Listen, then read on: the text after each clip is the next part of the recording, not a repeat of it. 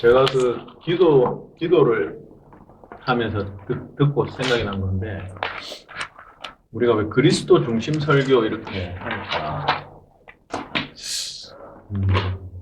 약간 명칭의 문제에 생각이 약간 나는 것이, 그 제가 옛날에 그런 생각을 했거든요. 저는 항상 제가 설교하는 걸 구속사라고 생각하고 해왔기 때문에, 근데 어느 날 이렇게 생각해보니까, 이거 구속사 설교라고 하는 게 맞나? 이런 생각이 좀 들었어요. 왜냐하면 뭐 구속사 논쟁을 목사님들이 다 읽어보신 분들은 아시겠지만 구속사에서 진짜 중요한 게 사거든요. 사. 구속사가 중요한데 그 구속사가 아닌 그 범위들이 너무 많은 거죠. 우리가 배우는 이런 식으로 공부하는 내용에. 그래서 구속사가 좀 안 어울리는 것 같다. 구속사적 관점으로 보는 건 맞는데, 왜냐하면 구속사 논쟁이 있었을 때 그 구속사 논쟁이라는 것이 가진 성격이 있어가지고 그 성격의 어떤 그 경향을 따라 성경을 우리가 읽는 거죠. 그래서 구속사적인 관점은 맞는데, 이거 구속사라 하는 게 맞나 했는데 또 팀 켈러 때문에 이제 우리나라에서는 그리스도 중심 성경 읽기잖아요. 지금 우리가 지금 공부하는 것도 이름이 그리스도 중심 설교고, 이거 그리스도 중심 설교도 맞나? 이런 생각도 사실 좀 듭니다. 왜냐면 그리스도 중심 설교라는 게, 근데 요번에 그때 그 세미나 제가 강의하러 갔을 때 보니까 그 목사님들, 그때 강의한 목사님 누구죠? 김태관 목사님, 노진준 목사님. 두 분 중에 누가 말씀하시는지 기억이 잘 안 나는데, 두 분 중에 한 분이 그 얘기를 좀 하셨는데, 그리스도 중심 설교를 그리스도를 단순히 이렇게 도출해내는 방식이 되면 안 된다, 그런 얘기를 좀 하셨는데, 우리 창세기 특히 들어와서 성경 공부 보시면 그리스도는 없잖아요. 그리스도가 없는데 그리스도 중심 설교라고 했을 때 약간 그 면에 대해서도 좀 생각할 필요가 있겠다. 그러니까 오히려 어떤 느낌이냐면, 저는 제가 생각하는 건 그래요. 제가 성경을 읽는 방법도 뭐 목사님들하고 공유, 특히 아마 이제 저하고 공부를 오래 하신 목사님들은 저하고 시각이 거의 비슷할 텐데, 그게 구속사적이고 그리스도 중심적인 게 맞습니다, 분명히. 그런데 이름을 이제 그렇게 해놓으니까 약간 언어의 가치는 거예요. 반드시 그래야 할 것처럼. 근데 저는 조금 약간 어떤 느낌이냐면, 어떤 세계관이라고 할까? 저는 통찰이란 말을 되게 좋아하거든요.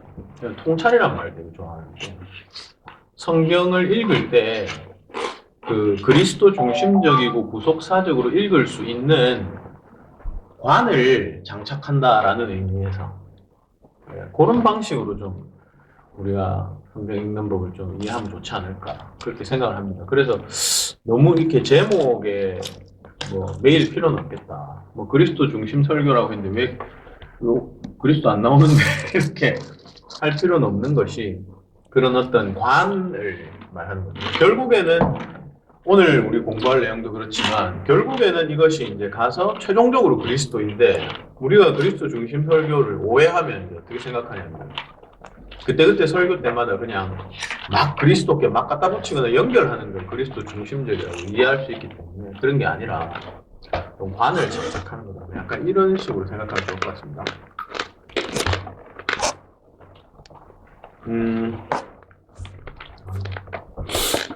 오늘 우리 공부할 거는 4장인데요.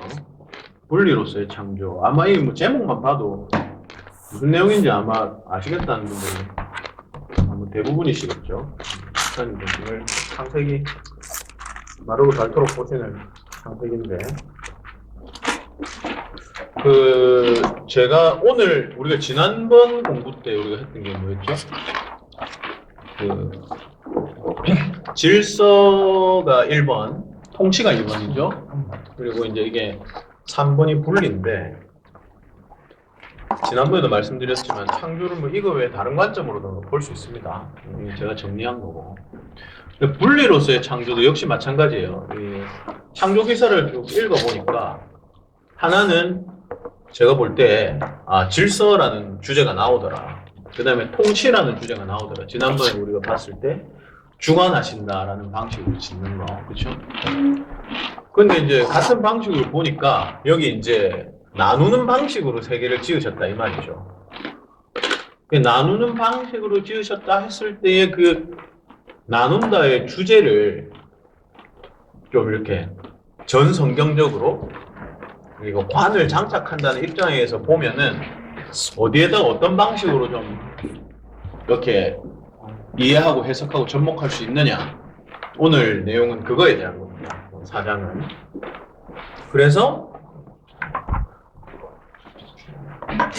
중요한 주제가 이제 전체 주제가 사실은 거룩이죠. 분리라는 주제와 닿아 있는 전체의 핵심은 거룩입니다. 그래서 오늘 이 거룩에 대해서 배운다고 생각하시면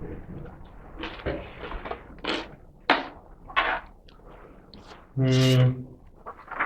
박 목사님, 우리가 이거 그리스도 중심 설교 공부해가지고 헤렘을 했었나요? 공식적으로 아는 것 같나요? 지금 기억이 잘 안, 저도 여기저기서 가르쳐다 보니까 이게 한 말인지 안 말인지 기억이 잘 안 나가지고. 그 첫 번째 그 큰 소제목이 거룩과 진멸이지 않습니까? 그래서 이제 요게 제가 여기서 같이 다뤘는지 안 다뤘는지 기억이 잘 안 나가지고 이게 그 아주 중요한 주제이고 그 특히 하이델베르크 교류문답 공부를 해보시면 하이델베르크 교류문답 제일 첫 주일에 그 이 아주 중요한 이 관련 주제가 나오거든요. 그 주제가 뭐냐 하면 예를 들어 이제 그 살아서나 죽어서나 당신의 삶의 유일한 위로가 무엇이냐 이렇게 물을 때 살아서나 죽어서나 아시는 분 계십니까? 나는 나의 것이 아니라 구주 예수 그리스도의 것입니다. 이게 이제 위로라고 얘기를 할 때 그때 그 제가 방금 말씀드린 그 문장에 어떤 주제가 들어있습니까? 당신의 위로가 무엇이냐? 내가 나의 것이 아니라 구주 예수 그리스도의 것이다. 요 안에 어떤 주제가 들어있나요? 키워드를 말하자면 뭐라고 할 수 있겠습니까? 이게 이제 소유거든요, 소유. 나는 나의 것이 아니고 구주 예수 그리스도의 것이다. 그러니까 이제 소유라는 주제가 거기 있거든요. 그래서 제가 볼 때는 이제 하이델베르크 일주일 공부를 하게 될 때 이것을 다룰 수밖에 없다라는 생각을 합니다. 소유라는 말이 뭐하고 직접적으로 연결되어 있냐면 거룩과 직접적으로 연결되어 있거든요. 이제 그런 내용이죠. 우리가 지난 요 앞에 3과 공부했을 때 보면은 이제 통치라는 것이 그 사실은 우리가 예전에 뭐 여기 좀 다수 분들이 안 계셨을 때인데 예전에 우리 그리스도 중심 설교할 때 사사기의 어떤 그 왕의 개념, 그때 이스라엘에 왕이 없었으므로 할 때 그 통치 개념 이런 것들 우리가 공부한 적이 있는데 사실 성경 전체에 보면 이 다스림, 통치라는 개념이 쫙 나오잖아요. 그게 이제 창세기에부터 나온다 이렇게 볼 수 있는데 마찬가지로 지금 여기 분리 주제에서도 하나님이 세상을 지으실 때 나누고 하심으로써 지으셨다라는 것이 그냥 그 나누었다라는 그 사실 자체만으로 끝나느냐 아니면 우리가 질문할 수 있잖아요. 왜 이런 방식으로 창조하셨느냐 물을 수 있잖아요. 그렇게 딱 물었을 때 나눔이라는 방식을 선택하신 이유가 결국은 뭐로 이렇게 쭉 가서 닿는가 하면 거룩을 통해서 소유에 가서 닿거든요. 그러니까 하나님께서 애초에 세상을 지으실 때부터 그 어떤 하나님의 뭐 통치 성향이나 통치 스타일이라고 할까? 하나님이 세상을 지으실 때 그 방식 자체가 이렇게 드러나는 거예요. 그래서 이 나눔에 관하여서 제일 첫 부분에 제가 다루는 걸 조금 봅시다. 거룩과 진멸.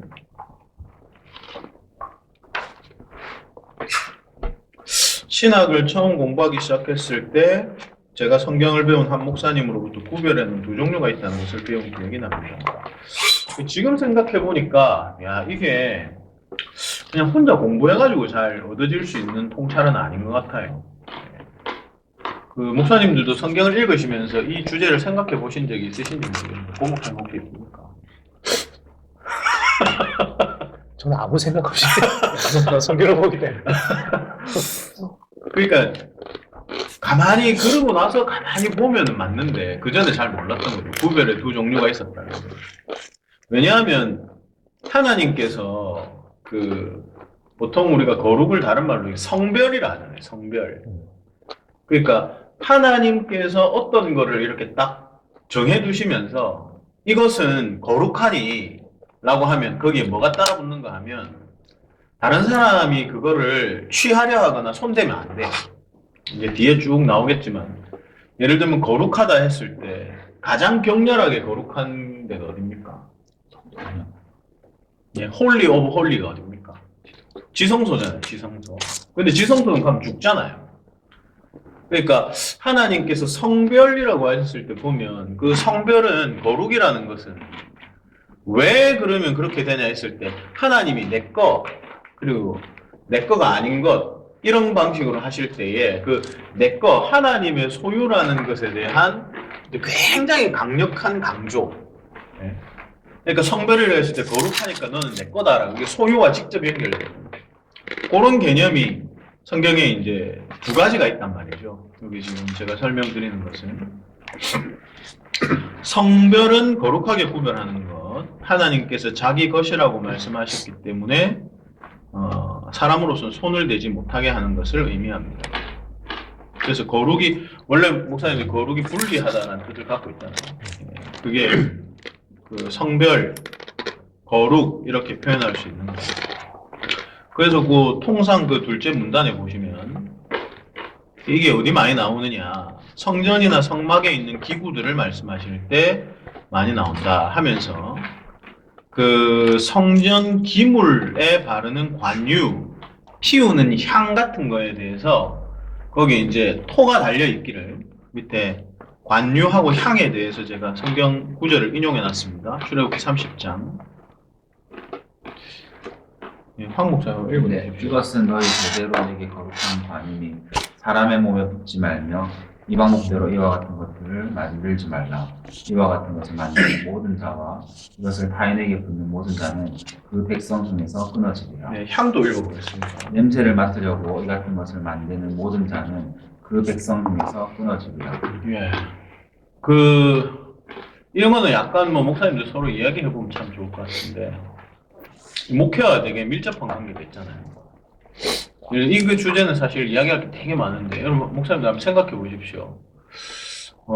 성경의 어떤 가치관이나 개념에 비추어 볼 때, 교회라는 존재가 어떤 모습을 가지는 것이 더 성경에 비추어 볼 때 바람직한가라는 것을 이런 그 주제에서 생각해 볼 필요가 있습니다. 예를 들면 있잖아요. 제일 제가 키워드를 하나 드리자면, 여러분 문지방 한번 생각해 보세요. 문지방. 보통 현대교회 하시는 분들이 많이 쓰는 약간 표어 비슷한 말에 문턱을 깎아 없애라 이런 말 들어보셨죠? 네. 축하드립니다. 네. 문턱을 없애야 된다는 거죠. 교회 문턱. 예, 교회 문턱이죠. 아무나 들어올 수 있고.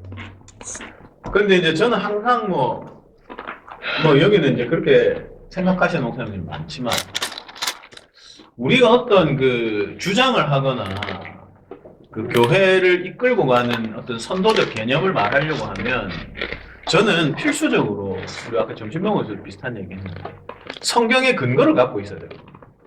우리는 보통 어떻게 하냐면, 내가 아무 따나 만들어낸 다음에 성경 구절을 갖다 붙입니다. 네? 그렇게 하잖아요. 보통 무슨 여러분들 목회 관련된 세미나들 같은 데 가면 그 사람들은 자기가 방법론을 고안해낸 다음에 그 고안해낸 그 개념의 각 줄을 성경에서 찾아가지고 갖다 붙여요. 이거는 어떻게 하면 가능하냐 하면, 성경은 이렇게 쫙 조직적으로 일관되게 한 방향을 가리키고 있다라고 생각하면 그런 짓을 못합니다. 그렇지 않겠어요? 어떻게 생각해야 성경을 그런 식으로 인용할 수 있냐면 성경은 제멋대로 흩어진 파편이고 아무 구절이나 주워서 내 의도에 따라 사용할 수 있다고 생각해야 그렇게 할 수 있단 말이죠. 근데 실제로 수많은 목사들이 특히 유명하고 선도적 시스템을 만들어낸 목사들일수록 더 그렇게 합니다. 그런데 물어봐야 되죠.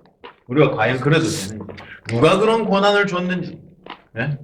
우리 지금 유명한 세미나들 생각해 보세요. 다 그렇지 않아요? 예를 들어서 뭐 아버지 학교를 내가 처음에 고안해냈어. 네? 그럼 그 아버지 학교의 근거 구절들을 어떻게 해서 가져옵니까? 순서가 거꾸로 돼 있거든요. 성경을 쫙 열심히 연구했더니 아버지 학교가 튀어나온 게 아니에요. 보통 보면 다 거꾸로입니다. 아버지 학교라는 개념을 만들어낸 다음에 지지하는 구절이 뭘까 하고 찾는 거죠. 이렇게 되면 이제 박살 나는 거예요. 그래서 그런 식으로 볼 때 여러분 잘 생각해 보시면, 자, 예를 들어서 제가 그러면 명제를 딱 던져 볼게요. 그다음에 생각해 보세요. 자, 교회 문턱을 깎아 없애야 된다 라고 누가 이제 주장했어요. 그 주장은 어디서 왔습니까?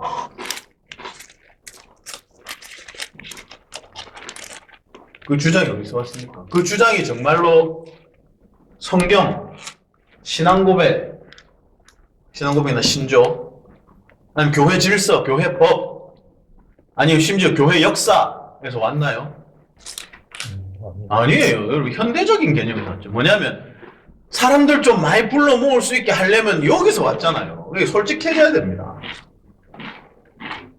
그러니까 스스로 성경적이지 않는 거 자인하는 거죠. 물어봐야 돼요. 자, 교회 문턱을 누가 깎아 없애야 된다 얘기하잖아요. 누가 막.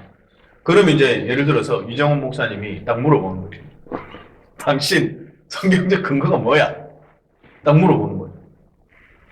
물어보면 이 사람은 아마 이럴 거예요. 답을 못하거나 아니면은 자기가 그 주제를 정립하기 위해서 각주로 단 성경을 어디서 하나 가져오겠죠. 그럼 이거는 쉽습니다. 그건 격파하기가 쉬워요. 왜냐하면 그렇게 각주로 가져오면 성경 전체에서 노출된 주제가 아니기 때문에 분명히 성경 말씀의 문맥에 합하지 않거나 아니면 다른 구절에 의해서 반박당하는 말씀일 수밖에 없습니다. 그건 성경 전체의 가르침이 아니기 때문에. 그래서 저는 지금 제가 거룩 주제 때문에 이런 말씀을 드렸는데 이거는 전혀 성경적이잖아요. 문턱을 깎아 없애는 거예요. 오히려 성경은 거꾸로 얘기해요. 성경은 문턱이 높아야 된다고 얘기합니다. 그렇지 않습니까? 이런 말씀을 보면. 그럼 쉬운 예를 한번 들어볼게요. 뭐 창세기니까 우리 창세기 공부하면 창세기 때 요셉이 자기 가족들을 고센 땅에 데리고 가잖아요. 예? 왜 애굽 땅에 데리고 가서 애굽 백성들을 전도하게 하지 않았을까요? 이런 질문 안 해보셨습니까? 이 스스로 고립되잖아요. 고센 땅에. 왜 고립을 택합니까? 아마 현대에 제가 아까 말씀드렸던 자기가 이렇게 이론을 만들어내는 사람들이 보자면 이렇게 말했겠죠. 저 광대한 애굽 땅, 당시에는 애굽이 뭐 그때 로마 제국 있을 때 로마만큼이나 전 세계를 아우르는 나라 아닙니까? 큰 물로 가서 위대한 인물이 되라. 온 세계를 전도하고 정복해라. 왜 그렇게 안 했습니까?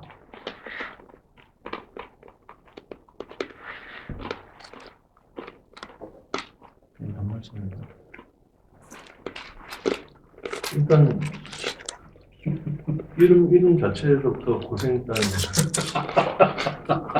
아, 고생? 아니, 고생을 일부러 해야 되는 거예요. 그것까지 생각 안 해봤어요. 혹시 창세기에 이 주제를 생각해 보신 분 있습니까? 고센 땅? 왜 고센 땅에 가도록 했는지? 뭐 제가 답을 묻는 게 아니고 제가 방금 말씀드린 그 명제 왜 스스로 고립되는가?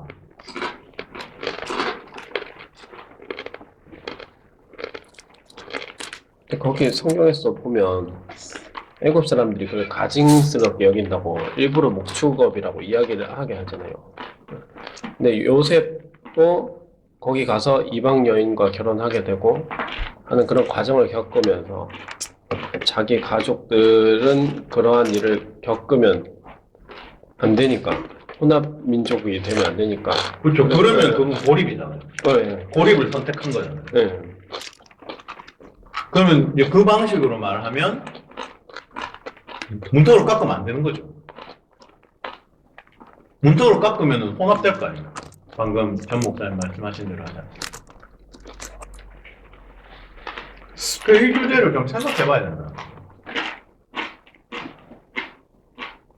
정말로 성경이 이렇게 막 문턱을 깎으라고 얘기를 하는 건가? 그러니까 오히려 거꾸로일 가능성이 훨씬 높죠. 말씀을 보면.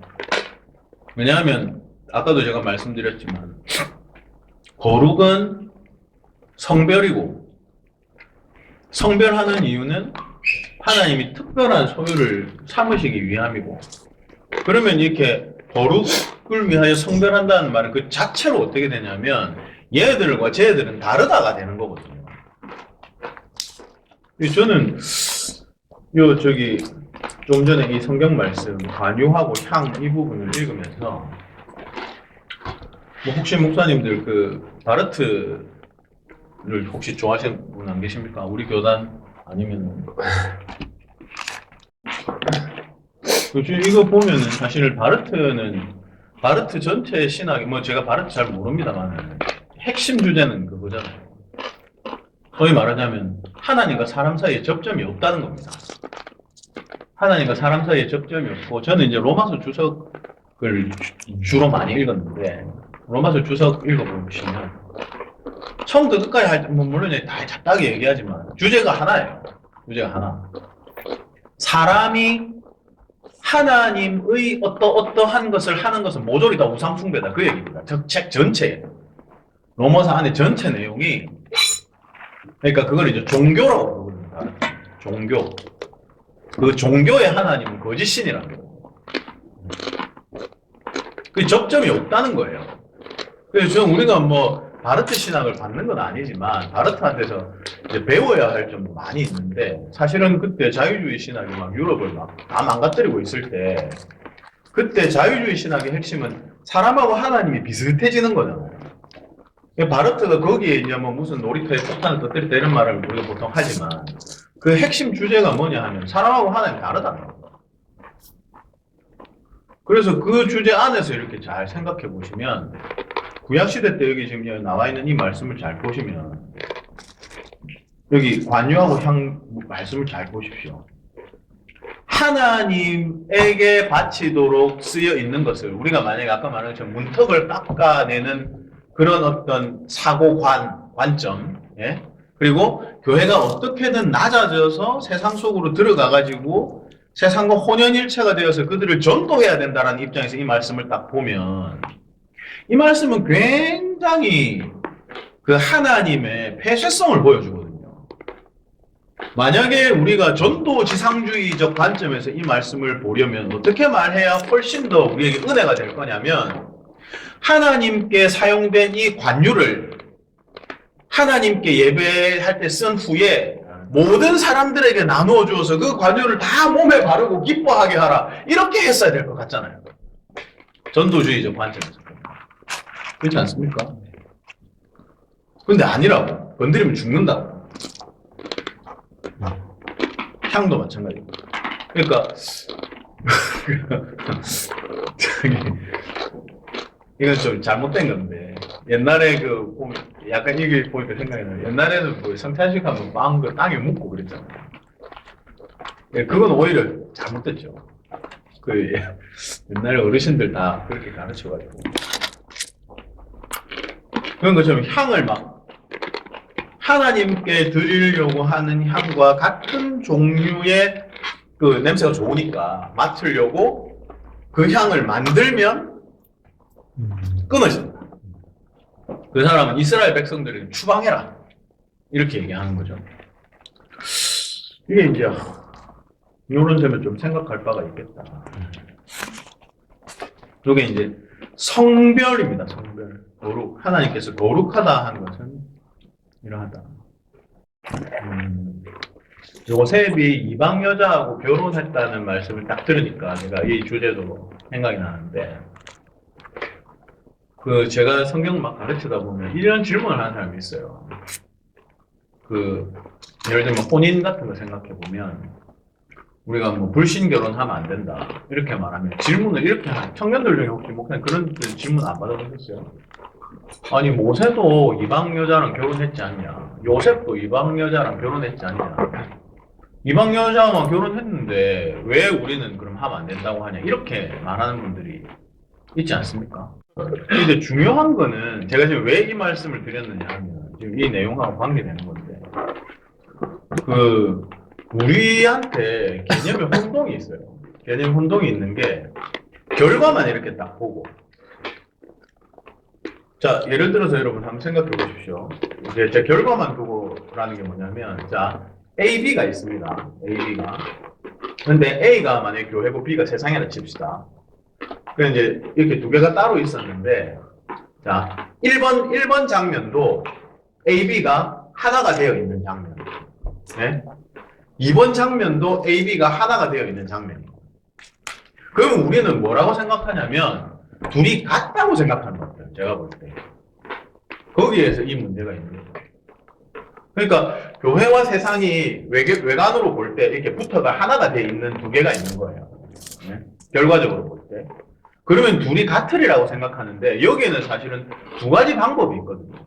교회와 세상이 붙어서 하나가 되려면 하나는 뭐냐면 교회가 세상을 잡아먹는 방법이 있고 세상이 교회를 잡아먹는 방법이 있습니다. 그렇지 않습니까? 처음에 교회와 세상이 따로 있었는데 지금 보니까 두 개가 결과적으로 보니까 교회와 세상이 이제 한 무리가 되어 있어. 그럼 우리는 그냥 결과적으로 보니까 둘 다 교회와 세상이 한 무리가 되어 있으니까 두 개 똑같다고 생각하는데 예를 들어 이쪽은 뭐라고 부르냐면 복음화라고 부릅니다. 그렇잖아요. 전도해서 예수 믿게 만든 거야. 예? 여기는 복음화예요.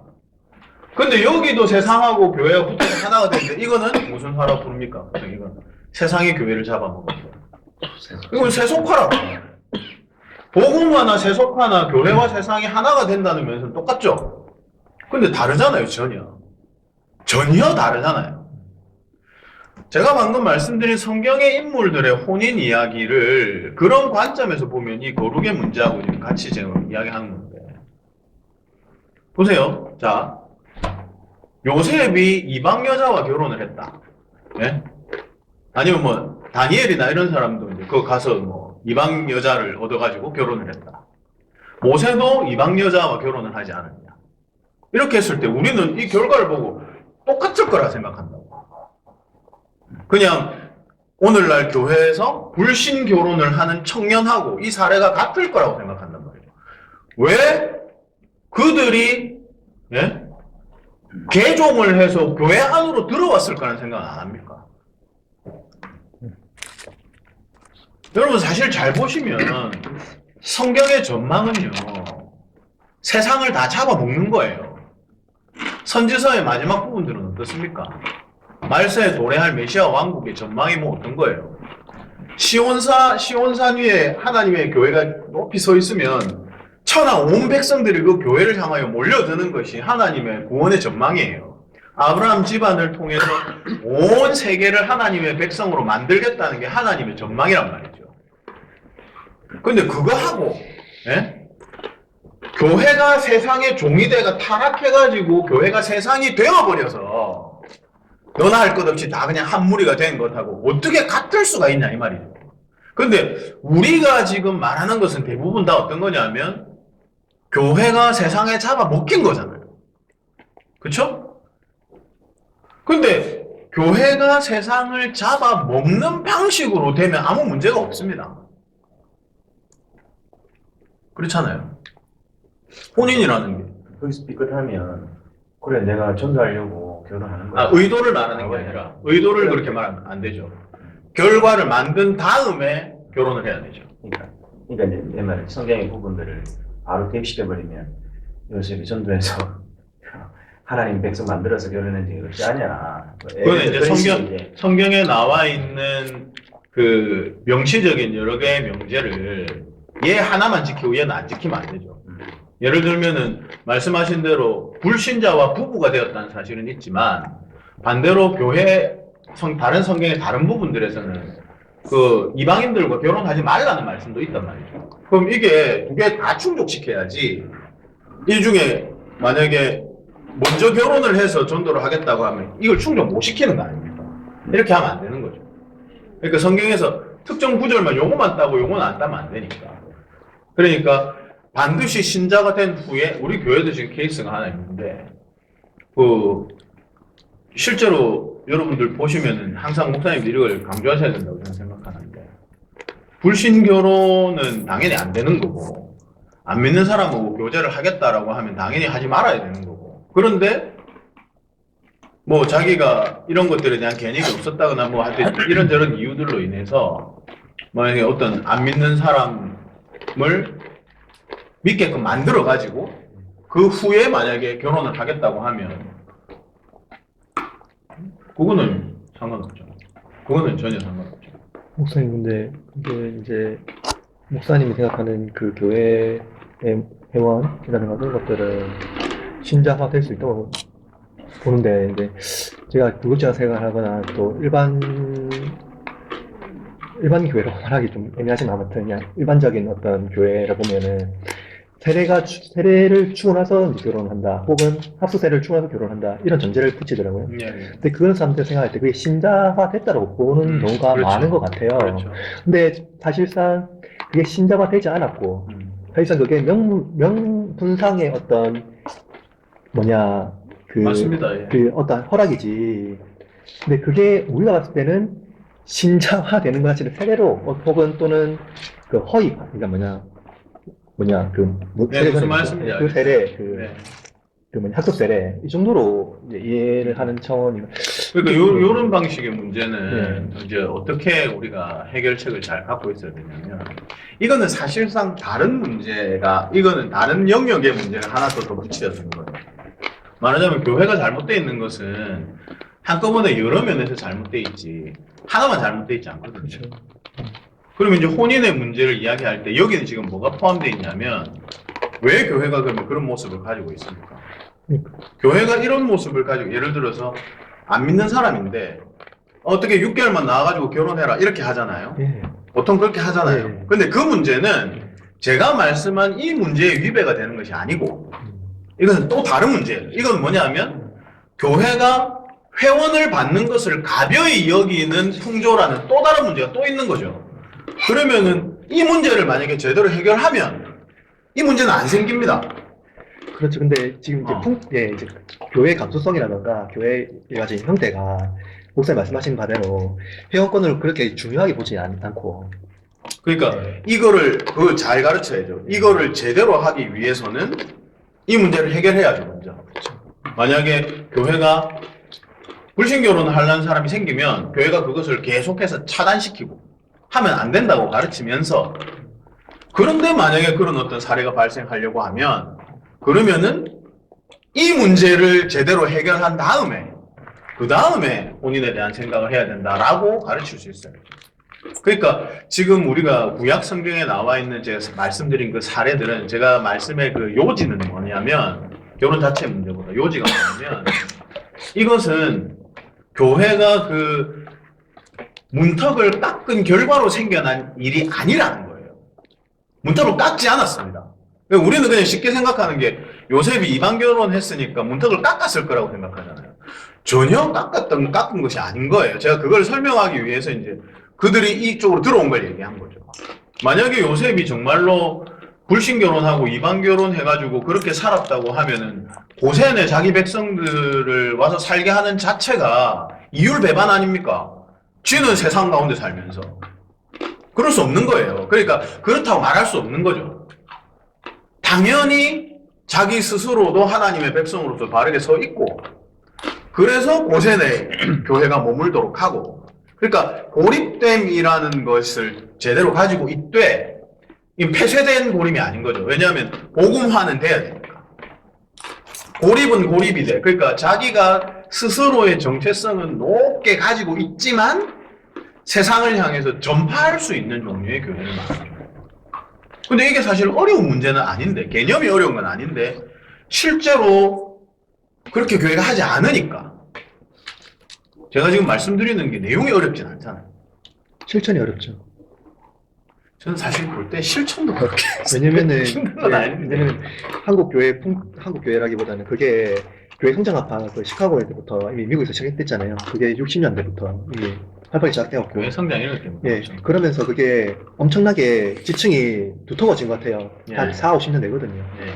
근데 그 지층을 왜 깨 부수는 게 좀 이게 그러니까 풍토 자체가 그런 형성이 면이 돼가지고. 있죠. 물론 예. 우리 어려움이 있죠. 근데 약간 그런 맥락에서 이야기를 할 때 교회 문턱이라는 그 표현이 교회 어떤 회원이 되는 그런 문턱을 이야기하는 건지 아니면은 교회 당에 들어오는 그런 문턱을 실제 그 현유환 교수님 책도 그게 있잖아요. 교회 당 문턱은 낮추고 교회 문턱은 높여라. 저는 그런 저는 현 교수 저도 그 수업을 들었지만 저는 현 교수님 견해에 그 주제적 면에서는 동의하지만 제가 전적으로 동의할 수는 없습니다. 왜냐하면 형식이란 건 항상 내용하고 엮여 있거든요. 그렇지 않습니까? 그러니까 뭐 생각해 보면 되게 쉽냐면 고대 교회들은 카테쿠멘들은 전부 예배당 밖에 있었어요. 벽이 있고 문이 있는 다음에 이 사람들은 예배당 바깥에 있었단 말이에요. 그러면은 그 사람들은 그런 생각 안 했을까? 그럼 그 사람들은 회중 속에 섞이게 만든 다음에 이 안에서 우리가 잘 양육시키면 되지, 내용만 잘 기르면 되지라고 그 사람들은 뭐 바보여서. 그러니까 저는 우리가 정말로 형식을 갖춘다는 게 형식뿐인가? 형식 안에 내용이 들어있단 말이죠. 그래서 저는 오히려 예전적 의미에서 훨씬 더 좋다고 생각해요. 손님석을 따로 만들어서 회중 안에 못 들어오게 하는 것도 좋은 방법이다. 물론 이제 제가 이것은 절대적인 방법으로 말씀드리는 건 아니에요. 왜냐하면 그 형편이 다 다를 수 있고, 그렇죠? 지층이 다를 수 있고. 그래서 여러분들은 다 이제부터 교회 가셔서 손님석을 만드세요. 제가 그런 의미는 아닙니다. 그리고 사실 그건 핵심이 아니죠. 핵심은 교회가 울타리를 가져야 된다는 거지 손님석을 만드는 게 핵심은 아니잖아요. 그러니까 교회가 말씀하신 제가 질문을 하니까 말씀드리는 건데, 교회당에 들어오는 울타리를 말하냐, 회원권에 대한 울타리를 말하냐라고 물어보셨으니까 하는 얘기인데, 원래 본질은 회원권의 울타리죠. 근데 제가 아까 말씀드린 것처럼 현중환 교수님처럼 얘기하면, 그러면 형식이라는 것은 아무래도 상관없냐라는 점에서 저는 반대라는 거예요. 그렇지 않다. 형식도 상당한 의미를 갖고 있기 때문에, 물론 이제 제가 말씀드린 형식이 더 중요하진 않죠. 그래서 우리는 회중석 안에 손님들이 앉아 있을 수 있어도 충분히 울타리를 잘 유지할 수도 있습니다. 근데 형식하고 잘 부합시키려면 손님석이 있는 편이 더 낫겠죠? 근데 그걸 굳이 손님석 이렇게 해서 써서 붙이는 것이 가지는 부작용도 있겠죠? 이런 면들을 다 감안해서. 근데 그게 저도 이제 실질적으로 그런 고민을 많이 했던 문제는 뭐였냐면 다음 세대 교육 문제에 있어서 그게 참 애매하더라고요.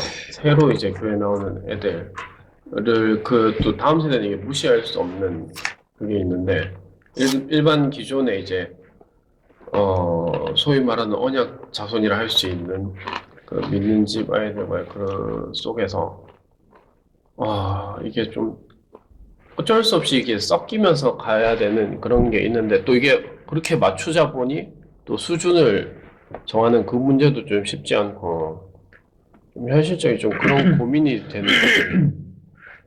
한국 좀 기독교 교육학자들이 좀 그런 것들을 좀 많이 추구하거든요. 그 목사님 그럼 그냥 고민이시다. 답을 이러시나? 네, 뭐 딱 답을 내고 이렇게 한 건 아니고 그냥 뭐 같이 이렇게 가긴 했는데 그 부분에 있어서 좀 네.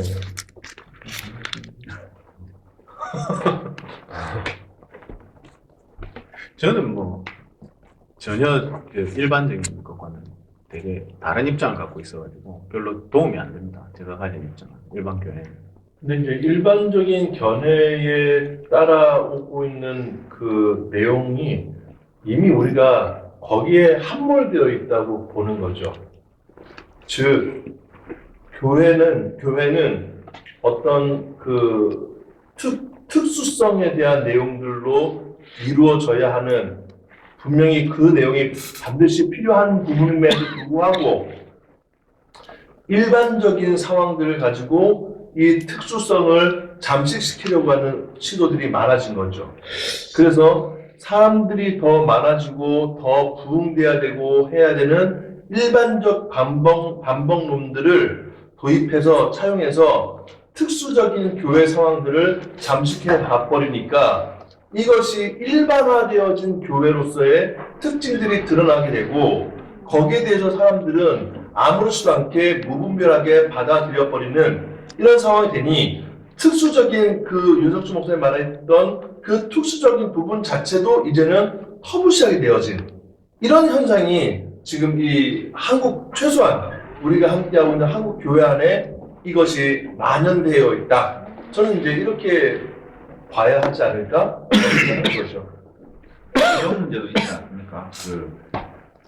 이렇게 안 믿는 사람들 교회 문턱을 낮춰가지고 울타리를 안 만들고 맞춰가지고 오게끔 만들어서 교회는 성장시키는데 또 교회 안에서는 제자 훈련이나 뭐 어떤 프로그램을 또 만들어가지고 약간 이렇게 계급이라고 해야 되나 분리를 시켜서 봉사직 이렇게 뭐 사역자반 뭐 이런 식으로 해서 그 사람들만 따로 이렇게 뭐 이렇게 그래가지고 제자 훈련을 뭐 이거 마치면은 학습 교육, 세례 교육 면제시켜주고 뭐 이런 식으로 하더라고요.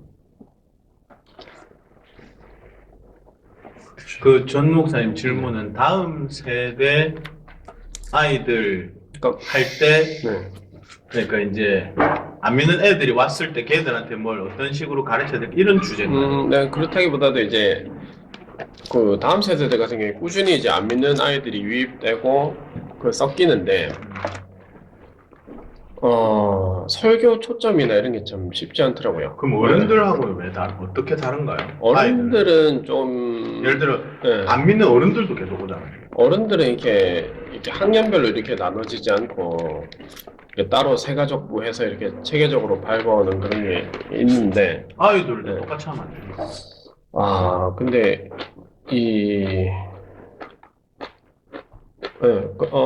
아이들은 그게 쉽지가 않더라고요. 이렇게 애들이 이렇게 막 맞춰가지고 이렇게 하는 게 시간이나 이런 것들 때문에. 예, 사실 그 어떤 부서를 만든다고 해서 그 부서에만 계속 할 수 있는 것도 아니고 뭐 다른 것들도 하면서 하니까 그러니까 이제 설교 시간을 통해서 좀 풀어내야 될 이게 좀 애매한 부분들 그런 어려운 부분이 좀 있어서 그 주된 어려움은 안 믿는 아이들이 들어왔을 때 네. 우리가 정말 울타리를 문턱을 가지면서 뭘 어떻게 해야 될 거냐 이런 것들에서 이제 아닌데 좀 마음으로는 쟤들한테 좀 이렇게 맞춰줘야 되겠는데 이런 생각과 갈등이 있다 이런 거. 그렇죠. 그러니까 딱 제일 결정적인 게 설교에 있어서 이제 좀 계속 초점을 쉽게 하는 쪽으로 맞추게 되더라고요. 쉽고 단순하게 쪽으로. 교회 믿는 아이들, 처음 온 아이들 중에 비율이 어떻게 되나요? 보통 지금은 제가 이제 교회를 나오면 그 앞에는 거의 반반 정도였거든요. 네. 근데 제가 하고 싶은 말이 있는데 이거 하면 너무 대답이 단정적일 것 같아서 좀 괜찮아요. 우리가 단정하지 않을게요. 뭐 목사님들도 다들 아시는 답인데 저는 좀 그런 생각, 저는 약간 원리주의자라서 그런지 모르겠는데 저는 근본적으로 그런 질문이 들어요. 복음이 사람을 변화시킨다라고 정말로 믿는데 그 아이하고 어른하고 굳이 다른가? 그러니까 우리는 왜 어른에게는 말씀을 잘 가르쳐야 된다 생각하면서 애들하고 놀아줘야 된다고 생각할까? 저는 사실 근본적으로 좀 그래 생각하거든요. 아이들도 예를 들면 우리가 어른들한테 쉽게 접목할 수 있잖아요. 예를 들어서 교회에 올 때 말씀을 가르쳐서 성도로 만들 목적이 아니고 그냥 교회에 와서 여기 와서 친목 단체처럼 교회를 여기십시오라고 하면 안 된다고 목사들이 생각하잖아요. 근데 왜 아이들한테는 그렇게 가르칠까? 아이들이 어리더라도 하나님의 말씀이 이 아이들을 끌고 가는 것이지 내가 재밌게 해준다고 해서 쟤들이 오는 것은 아니지 않나라는 생각을 해야 되지 않나. 이거는 너무 원리주의적으로 보이죠. 저는 우리가 사실상 그런 입장을 가지고 물론 이거는 난이도의 문제와는 다릅니다. 설교를 쉽게 하는 문제를 말하는 게 아니라 설교 쉽게 해야죠. 아이들 알아들어야 되니까. 쉽게 하는 건 괜찮은데 왜 어른들에게는 복음을 전해야 된다고 생각하면서 아이들에게는 똑같이 복음을 전해야 된다고 생각하지 않고 아이들의 취향을 계속 고려하고 저는 그렇게 생각하잖아요. 저는 아이들도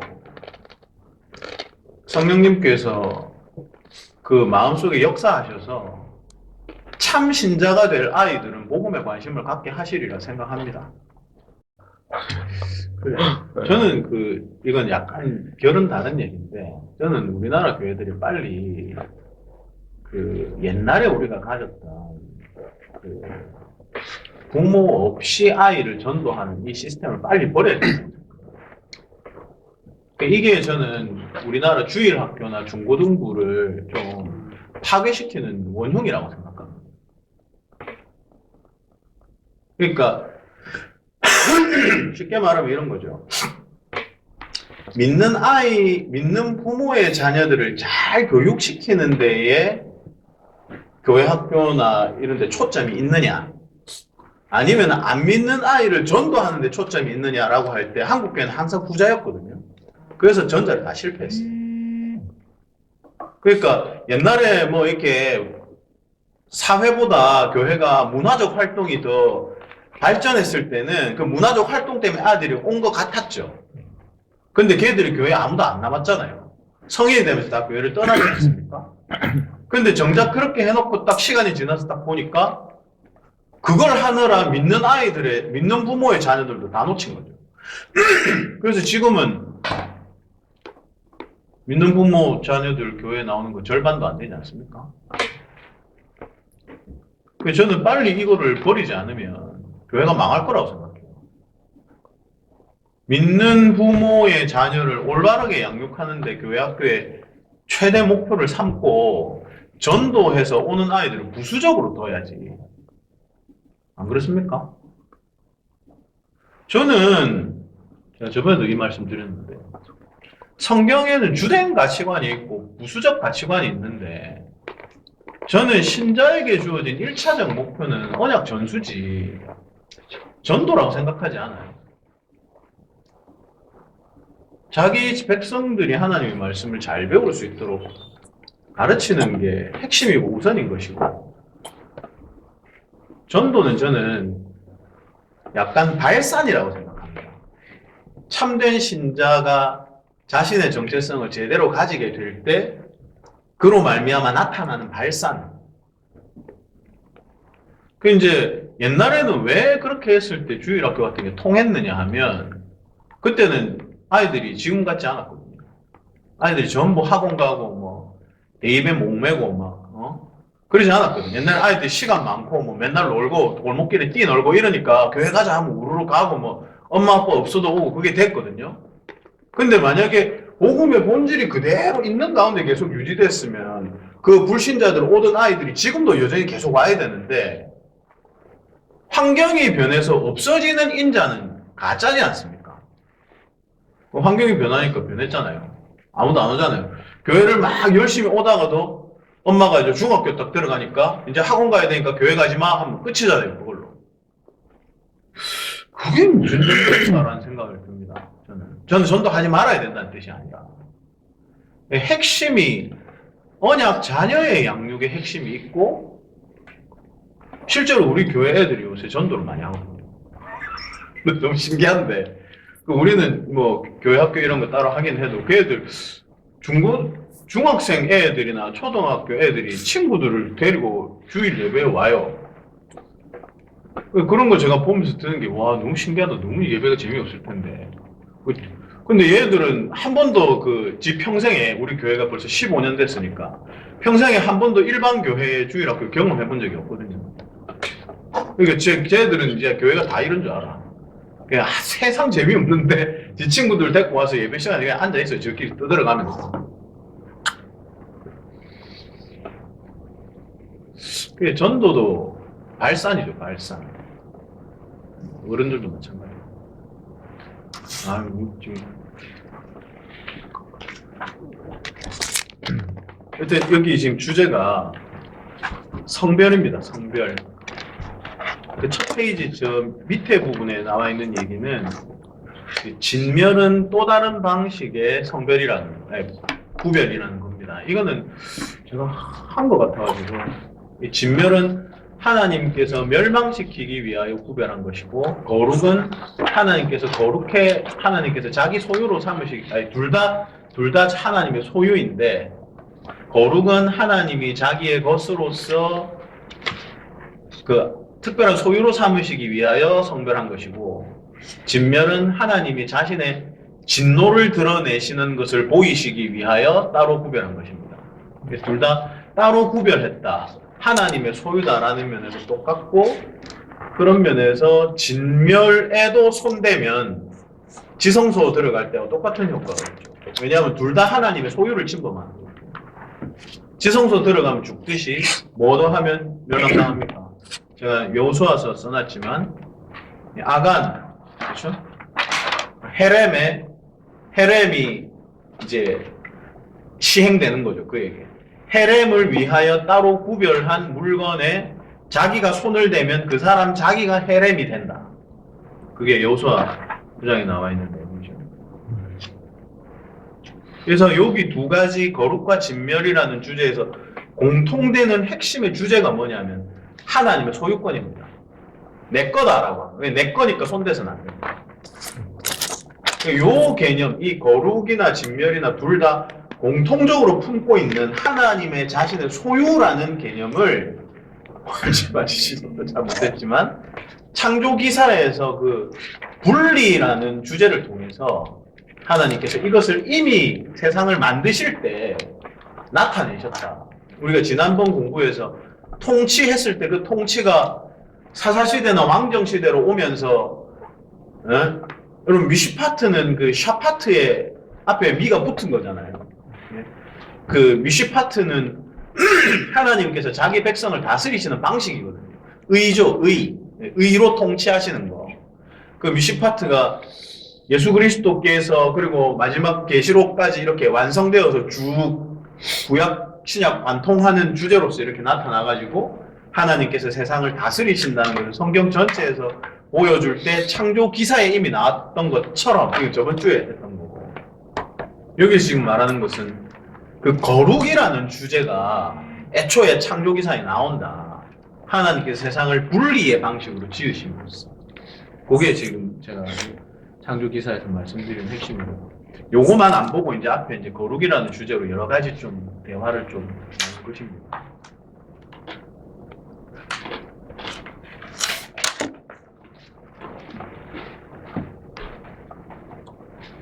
그래서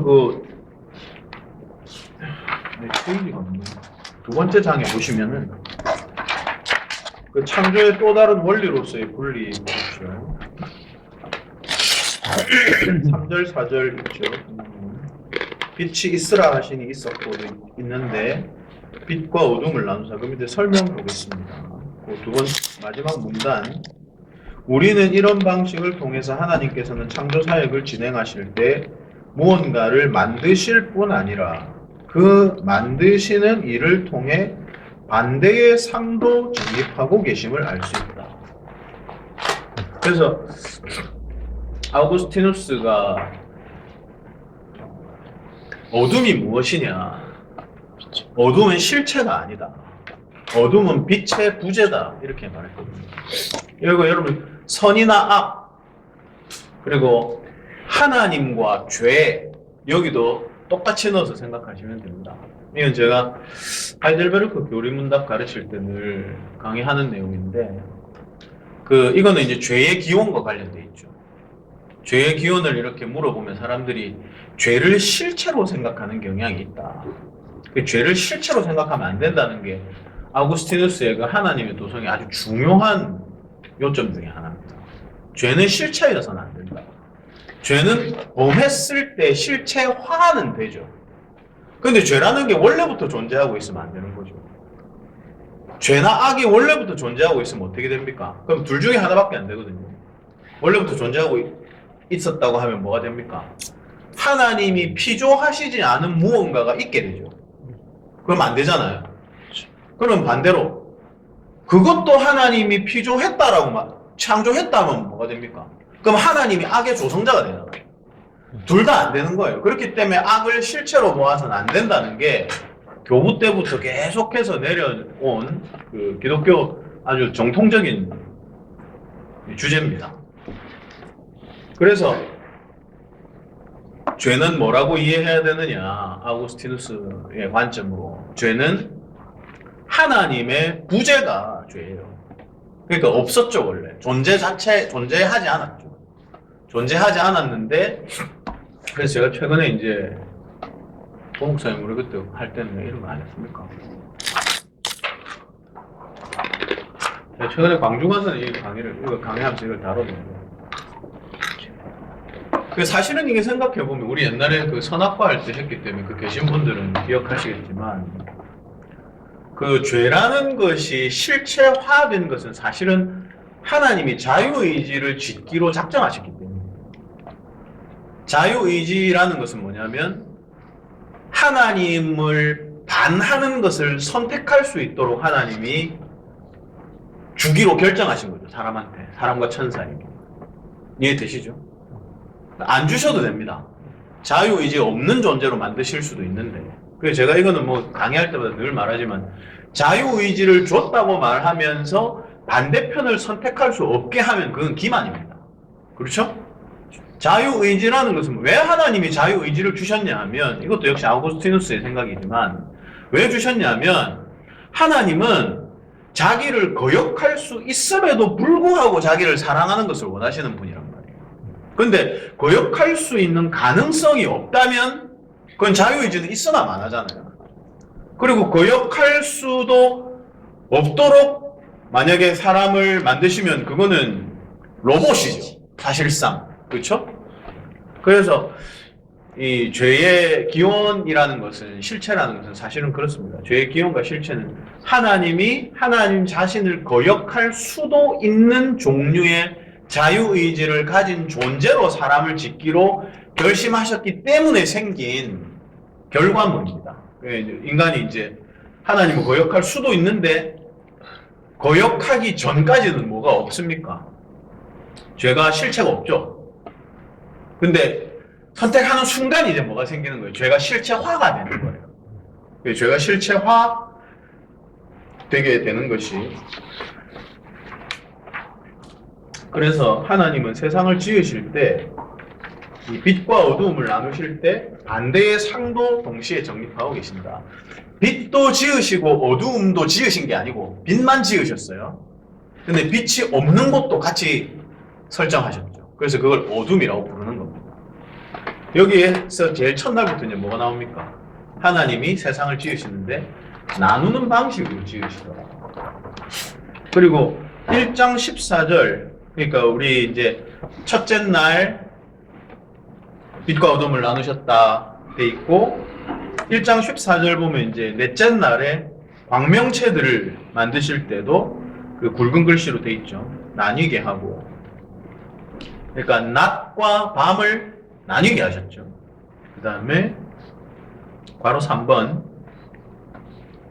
일관성 있는 방식으로 기록되었기 때문에 다음 둘째 날 창조에서도 지금 첫째 날, 둘째 날 물과 물로 나뉘라. 그러니까 위에 물과 아래 물 그래서 궁창이 생기죠. 그래서 궁창을 지으신 게 아닙니다. 궁창을 지으신 게 아니고 물과 물을 나누시니까 궁창이 생긴 거죠. 물과 물을 나누시는 방식으로. 그래서 그 다음 문단에 보시면 사람인 우리 생각으로는 뭐 공창이 이거 하지 맙시다. 4번. 자 이제 첫째 날, 둘째 날, 셋째 날 땅을 지으실 때도 마찬가지다. 이제 땅도 어떻게 하죠? 물을 한 곳으로 모으니까 묻이 나타났죠. 이것도 역시 나누는 방식으로 지으셨다. 그래서 배경을 지으실 때 첫째 날, 둘째 날, 셋째 날 전부 다 나누는 방식으로 지었다는 공통점을 갖고 있습니다. 그리고 제가 처음에 이제 이 부분을 공부할 때, 야, 나누는 방식이 너무나 확연한데, 그러면은 그 안에 피조물들을 만드실 때도 당연히 나타나지 않을까 하고 보니까 진짜 있는 거예요. 뭐냐면, 아까 넷째 날은 말씀드렸듯이 어떻게 했습니까? 해달 별을 만드셔가지고, 그죠? 낮과 밤을 나누셨죠? 근데 다섯째 날, 여섯째 날 보면 생물들을 만드실 때 생물들도 나누는 방식으로 지으셔요. 근데 생물들을 지으실 때 나누는 방식은 뭐냐면 그 밑에 굵은 글씨 있죠, 여러분? 셋째 날과 다섯째 날, 여섯째 날 생물들의 창조에서 나눈다를 주제를 표현하는 말은 종류대로이다. 분화죠, 분화. 여러 종류로 나누는 방식으로 지으셨다. 그래서 1장 11절 풀, 씨 맺는 채소, 각기 종류대로 지으셨다. 그 다음 페이지 1장 21절에 바다 짐승과 물에서 번성하는 생물들을 역시 종류대로, 날개 있는 새들을 종류대로. 여기 보면 이렇게 창세기를 읽어보시면 생물들을 만드실 때 그렇게 만드셨다는 거예요. 종류대로 만드셨다 이렇게 돼 있다는 거지. 이게 역시 나눔의 주제를 계속해서 말하고 있는 거죠. 여섯째 날도 비슷합니다. 역시 종류대로 가축, 기는 것, 땅의 짐승을 종류대로, 기는 것을 종류대로.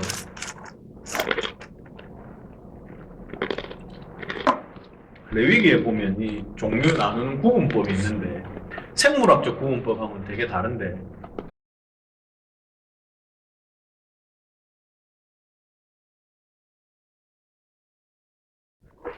그 물리를 왜 창조의 원리로 삼으셨을까는 제 생각도 좀 들어있고 성경 구절 근거도 들어있고 그렇습니다. 일단 제가 제일 앞에 생각한 거는 그 가장 쉽게 생각할 수 있는 것은 그거 있잖아요. 하나님이 세계를 지으시는 일을 통해 다양성을 드러내기를 기뻐하셨다. 이거는 이제 누구에게서 제일 많이 찾아볼 수 있냐면 이거 아브라함 카이퍼에게서 제일 많이 찾아볼 수 있습니다. 그래서 카이퍼 책을 읽어보시면 카이퍼는 이것을 거의 뭐 약간 과장을 포함하자면 자기 신학의 핵심이 이거다라고 말할 수 있습니다. 최근에 그거 나왔잖아요. 이종목 책 아시죠? 다함에서 신칼빈주의 나왔지 않습니까? 거기도 보면 그 카이퍼와 바빙크가 다양성을 얼마나 중요한 주제로 삼았는가 그런 내용들이 나오거든요. 그래서 다양성은 진짜 카이퍼의 핵심인데 저는 이거 우리가 좀 유념해야 될 점이라고 생각합니다. 하나님이 세상을 지으셨을 때 제가 여기 되게 약간 우스갯소리로 뭘 써놨냐면 그 마지막 문단에 보십시오. 그러니까 마지막에서 두 번째 문단 예를 들어 하나님께서는 일괄적으로 똑같은 지형을 가진 공처럼 동그랗고 딱딱한 그리고 지형에 굴곡이 하나도 없는 완전히 매끈한 구형의 지구를 지으실 수도 있었습니다. 그러니까 이게 뭐냐 하면요. 제가 신학자들에게서도 많이 발견하는 거고 여러분들이 지금 이제 구속사적 성경 이해라는 것을 배우면서 그럴 수도 있어요. 예를 들면 신학자들이 많이 빠지는 오류가 뭐냐면 여러분 구를 생각해 보시면 구는 중심으로부터 모든 지점이 다 거리가 똑같잖아요. 구라는 성격 자체가. 이게 굉장히 매력적인 겁니다. 그래서 여러분들 신학자들 책을 읽어보시면 자기가 성경에서 어떤 주제를 하나 발견했냐면 그 주제를 틀로 삼아서 모든 이야기들을 다 그렇게 읽으려고 하는 경향성이 생기는 거 보실 수 있을 거예요. 이것이 잘못이다. 하나님은 울퉁불퉁한 세계를 지으셨다. 요거를 좀 생각할 필요가 있다. 저는 이게 이제 특히 개혁주의자들은 더욱 그래야 된다고 생각하는 게 제가 만난 많은 개혁주의자들이 국수주의예요. 자기 것밖에 모르고 아무 말도 듣지 않고 제가 이런 방식에서 탈출하게 된 제일 좋은 스승님이 우리 선생님인데 유해무 교수님 때문에 제가 이제 이런 생각을 많이 벗게 됐는데 항상 좀 이런 생각을 하셨으면 좋겠어요. 물론 이제 복음주의 성격을 가지고 계신 분들은 정반대죠.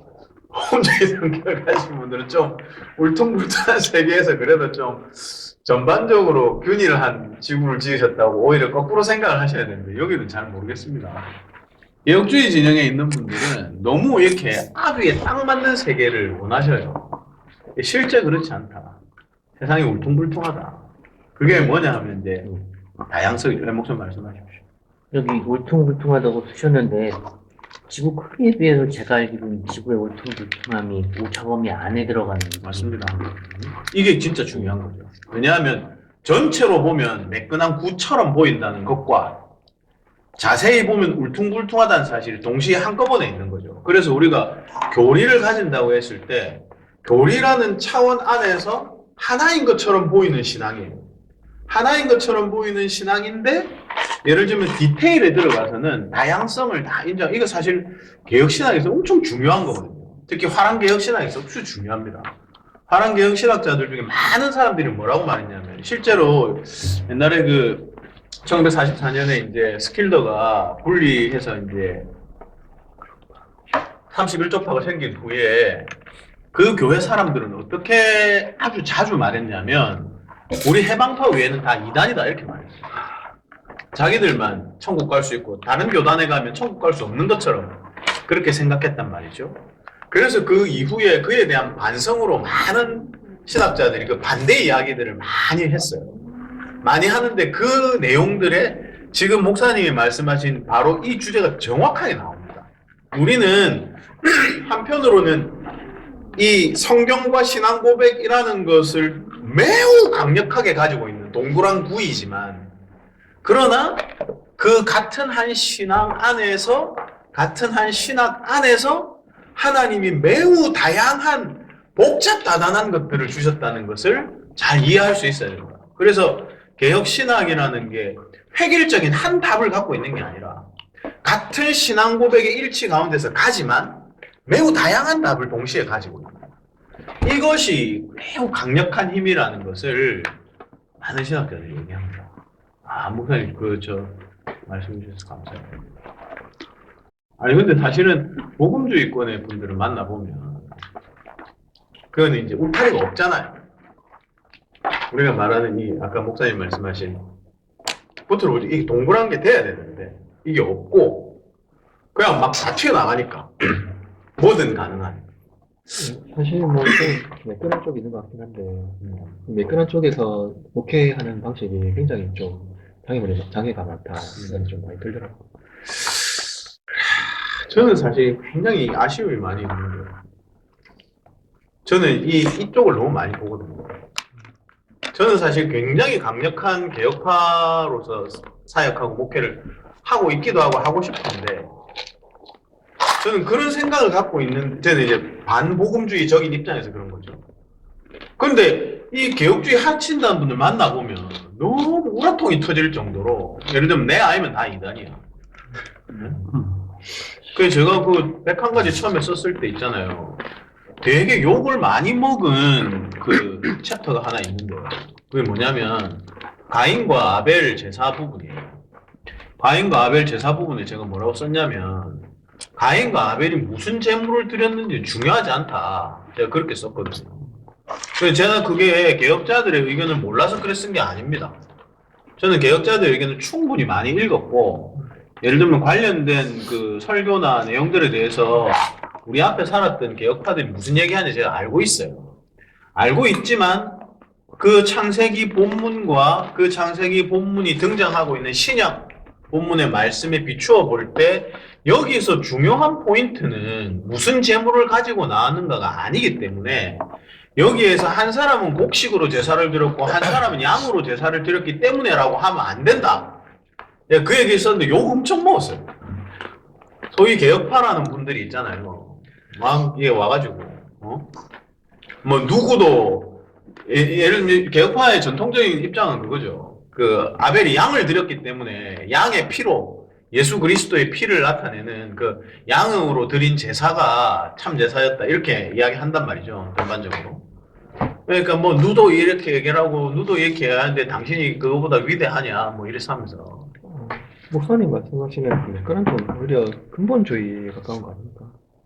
뭐 그런 면도 있을 수 있는데 근데 근본 모르죠 그거야. 그 사람들이 근본주의자일지 아닐지는 아무도 모르는 사실 일인데 저는 노장에도 참여하고 여러 가지 이제 그런 로잔에 가셨어요? 예 가서 참여도 했고 그 그냥 본대회는 안 갔고 아무튼 뭐 간 적도 있고 여러 가지 이제 그런 면에서는 하는데 그때 뭐 형님도 가셨잖아요. 군대를 하고 근데 오히려 근본주의적 성격을 가진 분들이 그런 뭐 소위 개혁파 신학이라고 신학이라고 말하면서 그래 근본주의자들은 그런 오히려 복음주의에 네. 가깝죠. 되게 충돌시켜 버리더라고요. 저는 오히려 그런 것들이 개혁 신학의 전 아니라고 보거든요. 아니라고 본다. 예, 예. 그런 근본주의적인 어떤 형태는 개혁 신앙을 너무 이렇게 또 획일화시키는 맞아요. 갖추게 만드는 것 같은데. 저는 당장 바빙크만 열심히 읽어도 예, 예. 그런 소리를 예. 못합니다. 예, 예. 바빙크를 읽어보면 정말로 스펙트럼이 넓고 그리고 이제 공부를 하면 느끼게 되는 게 예를 들면 교부들을 읽어보세요. 여기 지금 목사님 교부 전공이잖아요. 교부들을 읽어보시면 종교개혁 이후의 개혁신학 입장에서는 용납할 수 없는 터무니없는 얘기들을 많이 하거든요. 교부들이. 그러니까 이게 폭이 좁으면 안 돼. 어쨌든 울퉁불퉁한 얘기를 필요했어요. 자, 다음 페이지. 그래서 다양성은 제가 생각이 나서 한 챕터로 그냥 한번 생각해 보시라 이렇게 말씀을 드린 거고요. 나누다에서 이제 본질적인 면은 그 바로 1번부터 나오는 단어 연구. 공사님들 나누다 제일 많이 나오는 게 어딜 것 같습니까? 제일 많이 나오는 어떤 뭐라 해야 되지? 그 영역? 주제? 뭐에 제일 많이 나올까요? 정하는 것과 규정하는 것. 그런 거, 예. 예를 들면 여기 지금 출애굽기 26편 나오죠? 그 휘장이 너희를 위하여 성소와 지성소를 구분하리라. 이게 이제 바달이거든요. 바달, 히브리어 바달. 그러니까 이게 나누다가 창세기에서 썼던 그 바달이 나오는 단어 연구를 한 거예요. 그 바달이 아까 물과 물을 나누고, 그죠? 물과 육지를 나누게 하고, 낮과 빛과 어둠을 나누고, 전부 다 바달입니다. 바달. 물론 뭐 종류대로 할 때는 바달이 안 나오지만. 근데 그 바달이 제일 많이 나온 데가 어디냐면, 이거예요. 그 어떤 의식법에서. 예? 그러니까 성전에서 지성소와 성소를 나눈다거나, 그 쭉 한번 글을 한번 보십시오.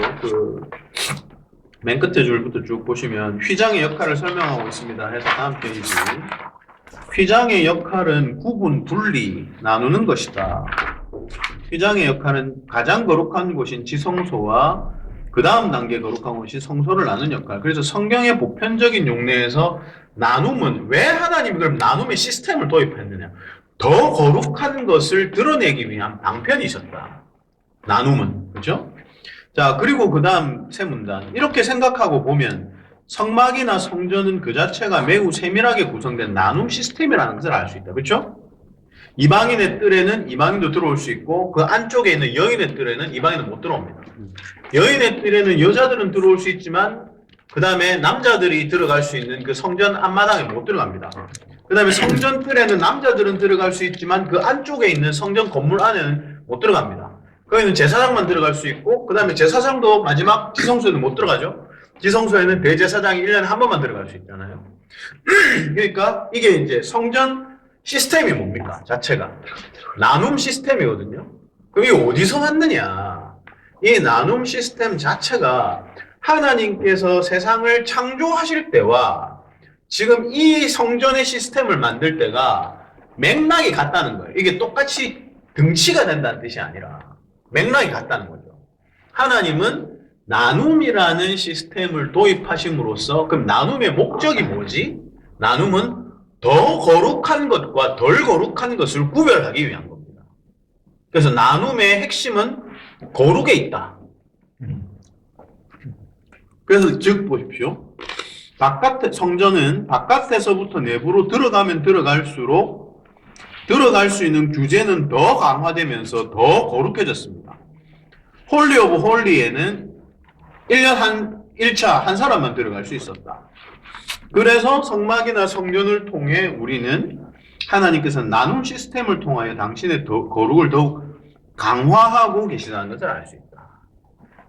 그렇게 하고 이 바달 시스템을 가지고 여러분 보시면 이것을 사람에게 바달하는 것이 레위기 20장 밑에 인용문 있죠?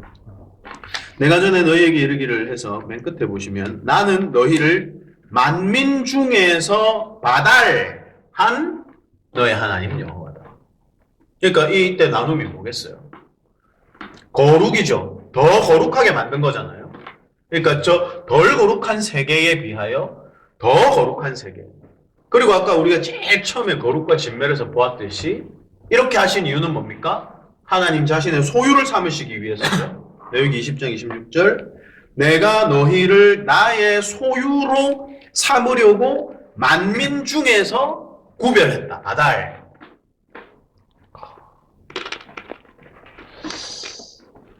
그래서 백성들이 아까 그래서 다시 돌아가자 우리 고센 있잖아요. 고센. 요셉은 왜 그러면 고센 땅에 따로 살도록 하셨느냐. 단지 핵심은 고립되라는 것이 아닙니다. 핵심은 고립된다는 데에 있지 않고 하나님께서 그들을 더 거룩하게 자신의 소유로 삼으시기 위하여 그 일을 하셨다는 데 있는 거예요.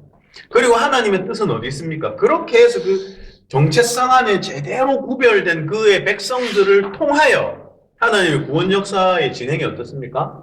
하나님의 구원 역사를 통해서 온 세계를 다시 자기의 품으로 불러 모으시는 방식이 한 사람을 불러서 그 한 사람으로부터 조성된 한 민족을 통해서 전 민족에게 하나님 나라가 확장되도록 하는 것이 하나님의 구속 계획이잖아요. 그 하나님의 구속 계획의 핵심이 어디에 있느냐? 구별된 한 사람, 구별된 한 백성을 부르는 거예요.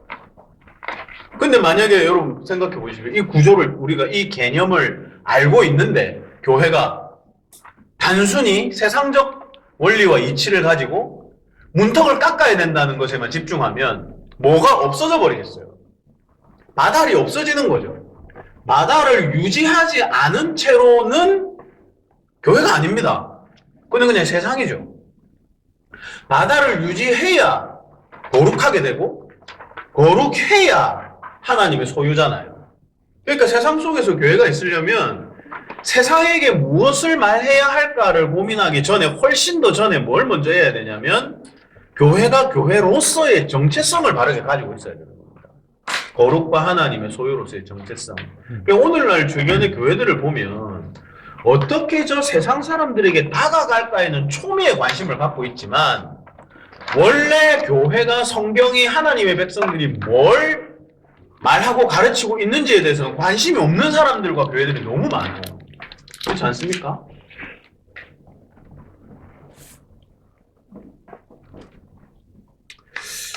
네, 여기 이제 그 다음 페이지 성막성전의 분리가 하나님의 거룩을 드러내듯이 구별된 백성 또한 강조점이 같다. 구별된 백성의 목적은 하나님의 것, 하나님의 소유를 세상 다른 민족들에 대하여 확연하게 보이시기 위함이다. 원래 이런 종류의 구별은 제사장이나 레위인들에게 말씀되었어요. 역대상 23장, 민수기 16장 눈으로 쭉 읽어보시면 그러니까 이게 이제 우리 뭐라 할 수 있습니까? 너희는 제사장 백성이다 라고 할 때 그 제사장 백성이라는 게 세상으로부터 구별된 백성으로 우뚝 서가지고 그죠? 그래서 그 제사장 백성이 뭘 합니까? 세계를 속죄하는 거죠. 그렇죠? 그러니까 이게 순서를 명확히 하셔야 됩니다. 제사장으로 우뚝 서서 그 다음에 세계를 속죄하는 거예요. 세계가 하나가 먼저 돼버리면 앞에 우뚝 서는 걸 못합니다. 제사장으로 먼저 서서 그 밑에 보면 이제 정결법에 사용된 바달도 나오고 강야는 여러분 한번 쭉 한번 읽어보십시오. 맨 마지막 부분 출애굽기 19장 이건 제가 저번에도 말씀드렸지만 세계가 다 내 것인데 소유죠 소유 세계가 다 내 것인데 너희는 나의 특별한 것이다 할 때 여기도 보면 모든 민족 중에 내 소유죠. 여기에 뭐와 뭐가 동시에 나옵니까? 구별과 소유가 동시에 나오죠. 그래서 이게 이제 나중에 뒤에 베드로전서 말씀이 왕 같은 제사장이다. 택하신 백성이다. 그러니까 이스라엘 백성, 제가 옛날에 어디였지?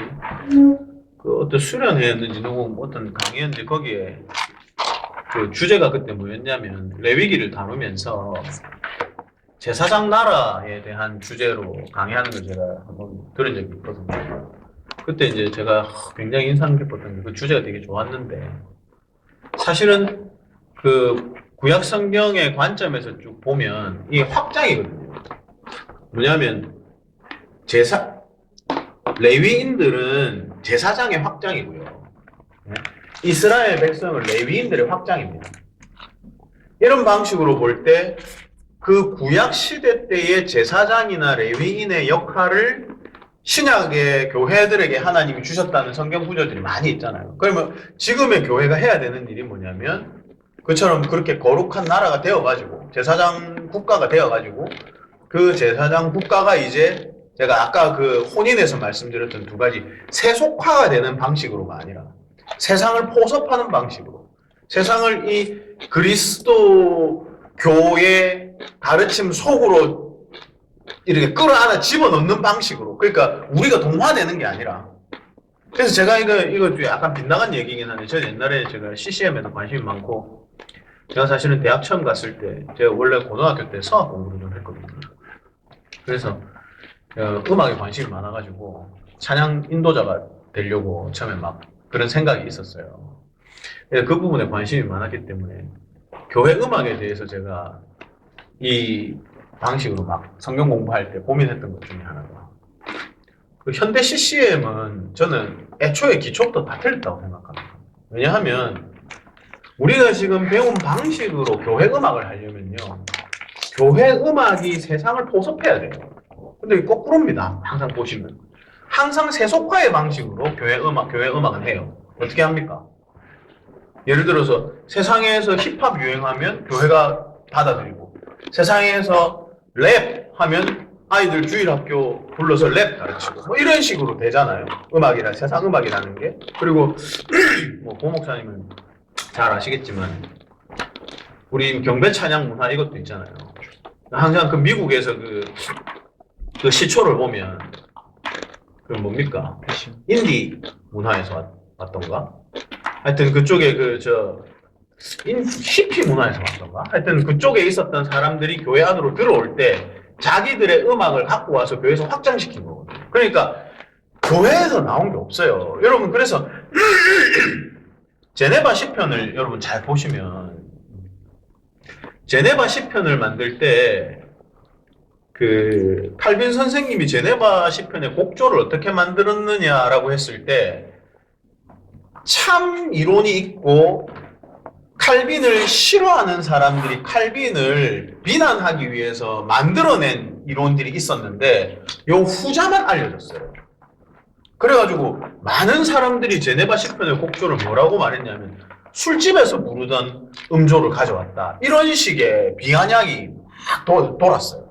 그래서 지금 우리나라에도 제가 실제로 인터넷에서 본 적도 있는데 그 제네바 시편, 칼빈이 시편에 곡조를 붙일 때 술집에서 사용되는 그 음조를 가져왔다라고 말하는 것을 제가 직접 본 적이 있어요.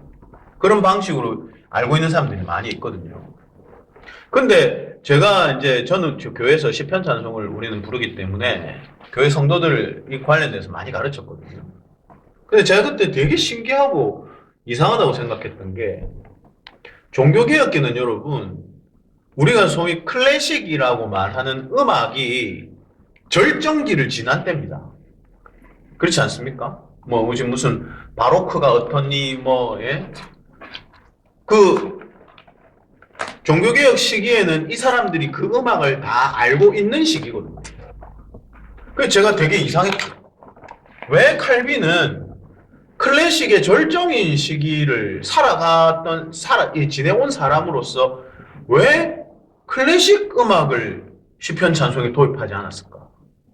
제가 되게 신기했어요, 처음에. 칼빈이 한 게 뭐겠습니까, 여러분? 그 시편 찬송의 곡조는 어디서 온 걸까요? 그 칼빈이 그 당시에 유통되고 있던 음악을 사용하지 않았어요. 그 칼빈이 한 게 뭐냐면 고대 교회가 불렀던 음악을 가져와서 시편을 만들었단 말이에요. 고대 교회가 사용했던 음악은 제가 지금 이 길게 얘기했지만 제네바 시편 말씀드린 이유는 현대 CCM들이나 경배 찬양이 하고 있는 것과 방향이 전혀 달랐다는 말씀을 드리려고 하는 거예요. 고대 교회가 가졌던 음악은 교회 선법이라고 따로 있었습니다. 교회 선법. 여러분 교회 선법 들어보셨어요? 우리는 지금 선법이 두 개밖에 없거든요. 선법은 사실 하나죠. 선법은 하나인데 장조, 단조 이렇게 있죠. 우리는 도레미파 솔라시도밖에 없잖아요. 그러니까 우리 지금 현재 피아노 건반에서 도로 시작해서 도로 끝나지 않습니까? 8개 음이. 그리고 요 구조에서는 미파 반음, 시도 반음이에요. 나머지 다 장삼도고. 아시죠? 근데 실제 역사 속에 보면 도에서 시작하는 음계만 있는 게 아니고 레에서 시작하는 음계, 미에서 시작하는 음계, 파에서 시작하는 음계 다 다릅니다. 다 따로따로 있었어요. 이 말은 무슨 말이냐면 미파 반음, 시도 반음이 아니라 예를 들면 솔라 반음도 있고 레미 반음도 있는 거예요. 그래서 각각의 그 반음 음계가 다른 구조를 가지고 있는 여러 가지 선법들이 동시에 존재했습니다.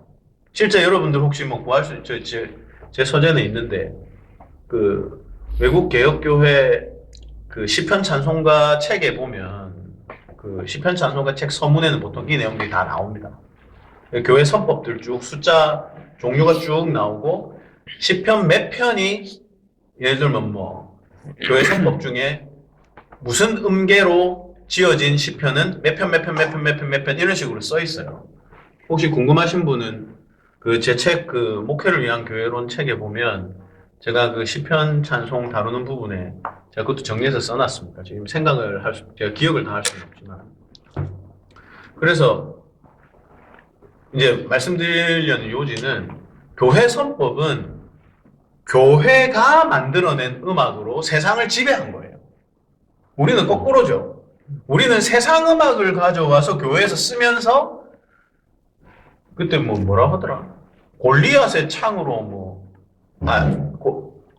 골리앗의 칼로 골리앗의 목을 벤다던가. 하여튼 뭐 이런 식으로 대중음악, CCM 음악 하는 분들이 얘기하던데 세상 음악을 가져와서 그것에 세례를 줘가지고 그걸 교회 음악으로 만든 다음에 그걸로 세상 음악을 치겠다는 거죠. 바보 같은 소리예요. 여러분 세상 음악을 가져와서 교회에 담그면 그게 교회 음악이 됩니까? 그 노래를 부르는 사람들이 세속화되죠. 안 그렇습니까, 여러분? 여러분 CCM을 부르면 우리가 세상 음악화 될까요? 세상 음악이 교회화 될까요? 말도 안 되는 소리예요. 그렇기 때문에 저는 근본적으로 이런 류의 문화에 대해서도 제가 별로 긍정적이지 않은데 여러분 시편에 대해서 우리가 가진 차이점과 잘 아셔야 됩니다. 우리 앞에 선배들은 교회가 가진 것을 가지고 세상을 정복하려고 했어요. 지금 특히 현대 우리나라 교회는 뭐 당연하고요. 그냥 세상에 물들어 있는데 제가 세상에 자기가 너무 물들다 보니까 세상에 물든지도 오히려 모를 정도로 세상에 흠뻑 빠져 있죠. 그래서 교회를 잘 보면은 교회를 장악하고 있는 시스템이 전부 뭡니까? 아까 우리 밥 먹을 때 얘기했지만 목사가 되려면은 경영학 공부를 해가지고 CEO가 가지고 있는 그 시스템을 도입해서 교회를 해야 돼. 예? 교회라는 것은 세상에 하나님께서 가난한 사람들을 위해서 사회복지 시스템으로서 교회를 부르신 거야. 예를 들면 청년들이 무언가를 어떻게 해야 된다라는 것을 교회가 가르칠 때 복음으로부터 노출된 원리로 청년들을 가르치는 게 아니라 그 목사가 살아오면서 인생 경험 속에서 깨닫고 느낀 것을 중요하게 어떤 추출해내가지고 그들에게 마치 그게 성경적 세계관인 양 가르치면서. 그렇지 않습니까, 실제로? 그게 복음으로부터 나와서 세상을 정복하는 게 아니에요. 껍데기로만 세상을 정복한다고 말하지. 사실은 교회가 세상에 종속된 거죠. 그래서 이거를 잘 기억해야 됩니다. 정말로 거룩을 제대로 투철하게 수호하지 못하면 확장은 없는 거다. 시간이 지나면은 전부 교회라는 간판을 달고 내가 교회 임대하는 가짜 교회들만 가득하겠죠. 저는 그 목사님 말씀하신 거 하면은 그 뭐 음악이라던가 어떤 뭐 어떤 체계 시스템이라든가 이런 것들을 형식을 가지고 오는데 내용을 바꾸면 된다라고 말하는 사람들이 많거든요. 그걸 기독교화라고 말하는 사람들이 그렇게 많습니다. 말하죠. 기독교화라고. 네, 그거를 이제 내용을 바꾸는 것을 기독교화라고 하는데 그렇죠. 근데 형식은 그대로 유지하는 방식. 그렇죠. 그럼 어떻게 하면 그 형식을 따라가지 않고 우리의 고유에 가지고 있는 기독교 정체성을 수호하면서 그 뭐냐 그것들을 이제 우리가 또 보존할 수 있는지 다시 좀 뭐냐 그런 어떤 갈등이나 이런 것들이 너무나 생각이 제가 좀 많이 그 고립되어 있는 감이 있는데 제가 성이 맞다고 생각이 좀 되더라고요. 예. 형식을 바꾸지 않으면서 어떻게 하면 됩니까?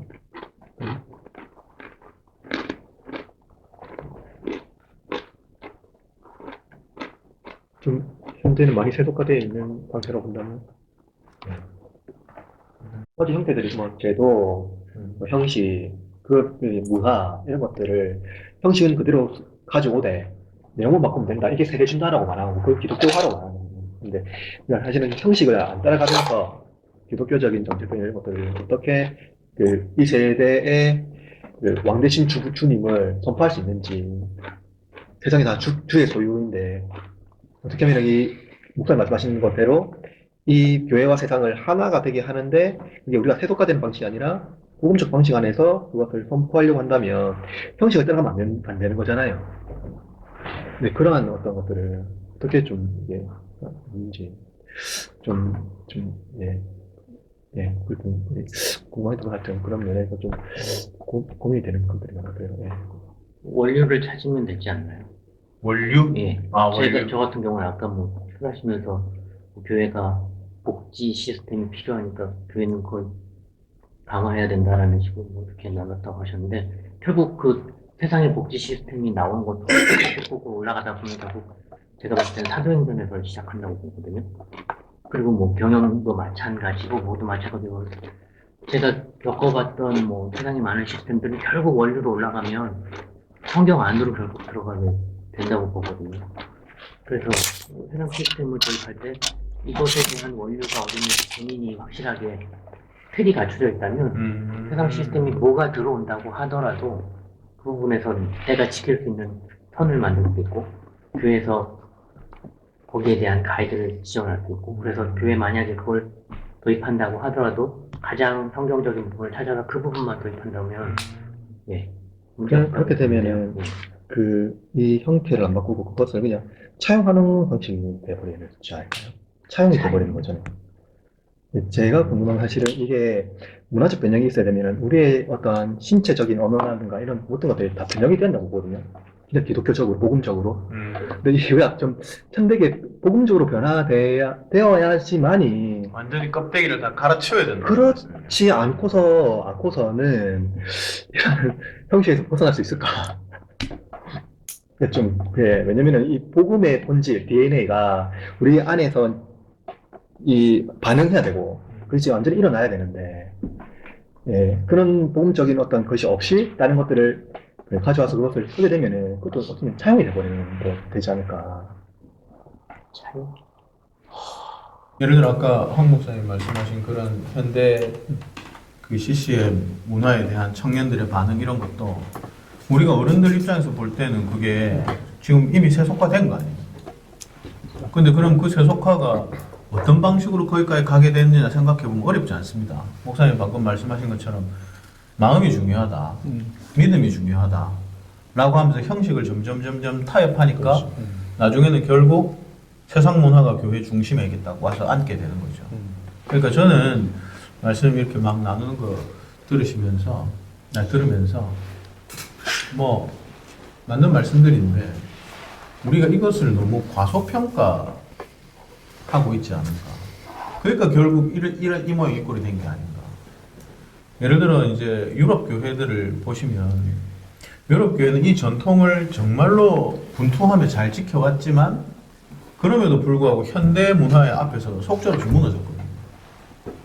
근데 우리는 이걸 안 지키고 있단 말이에요, 전혀. 우리는 매우 세속화되어 있는 교회들이거든. 그런데 우리가 이런 얘기들을 할 때, 뭐, 어느 쪽이 승리할지는 따놓은 당상이 아닌가. 이런 생각이 사실상 듭니다. 저는 오히려 만약에 우리가 좀 맷집을 기르려면, 진짜 반대 방향으로의 강조가 좀 있어야 된다는 생각이 저는 많아요.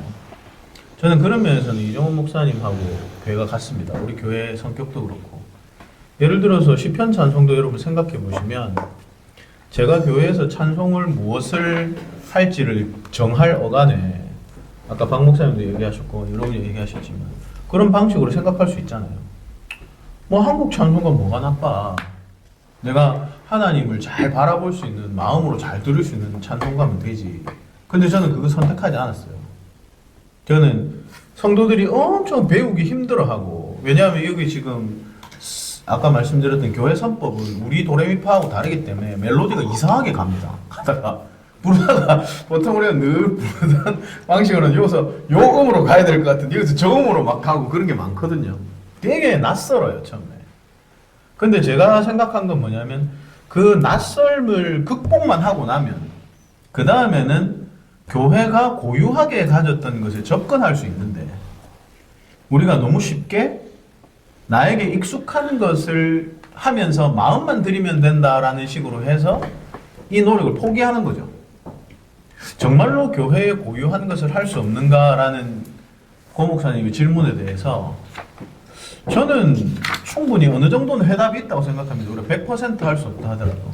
근데 이것을 못하게 가로막는 제일 큰 요소가 뭐냐면 우리가 계속 그렇게 생각하는 거죠. 우리가 현대와 단절됨으로 말미암아 이쪽을 추구함으로 말미암아 우리가 고립될 거라는 두려움이나 전도 못하는. 뭐 그런 것도 마찬가지고 우리가 그야말로 뭐 물속의 물고기처럼 모든 면이 물에 다 닿아 있는데 어떻게 그러면 현대에 섞이지 않은 채로 교회의 어떤 모습을 만들 수 있을까라는 공포가 있는 건데 저는 우리가 뭐 100% 완전한 교회 이룰 수 없지만 저는 충분히 할 수 있다고 생각하고 제가 그런 면에서 최근에 든 비유 중에 하나가 아마 이거 들으실 분들도 계실 텐데 음악의 클래식을 좋아할 수 있거든요. 클래식은 변하지 않는단 말이에요. 클래식은 400년, 500년이 지나도 계속해서 그 애송되고 애청되는 음악이잖아요. 저는 교회가 가진 모습이 충분히 그럴 수 있지 않나.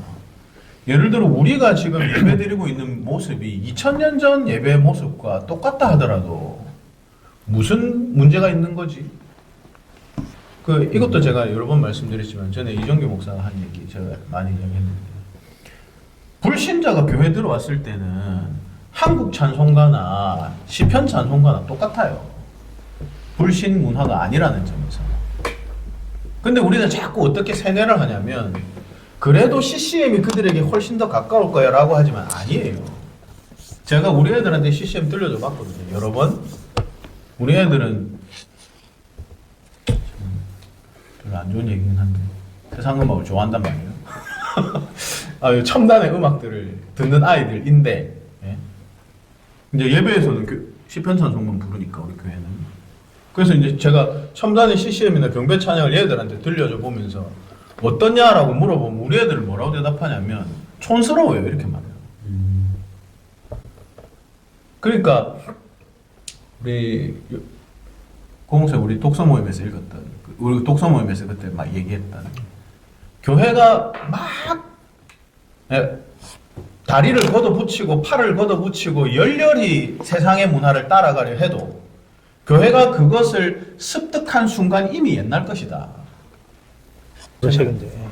그러니까 교회가 사실은 세상을 막 쫓는다 하지만 실제 교회 보세요.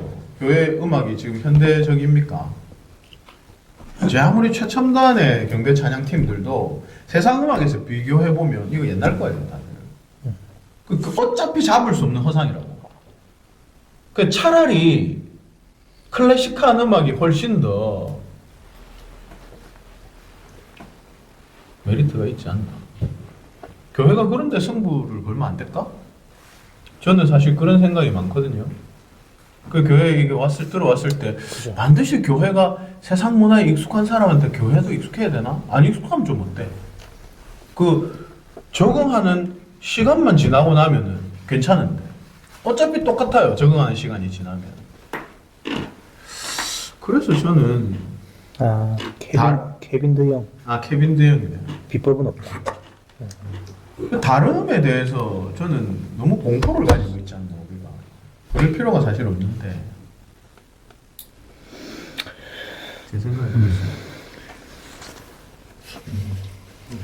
숙제. 오늘 공부는 일단 여기까지.